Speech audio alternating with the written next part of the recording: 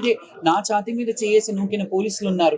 దాన్ని CC footage పెట్టమన్నాను. అప్పుడు పెట్టలేదు కదా! ఎందుకంటే అప్పుడు నడిపించే రాష్ట్రానికి తెలుసు అక్కడ ఏం జరిగిందో. కాబట్టి ఆ అవమానాలు ఎన్నేళ్ళు ఇంకా మేము ఈ అవమానాలు భరించాలి? దేవుడి నైవేద్యం తెచ్చే బిడ్డలము. దేవుడి బిడ్డలుగా మమ్మల్ని భావిస్తారు. దేవుడి భార్యలుగా మమ్మల్ని భావిస్తారు. నగర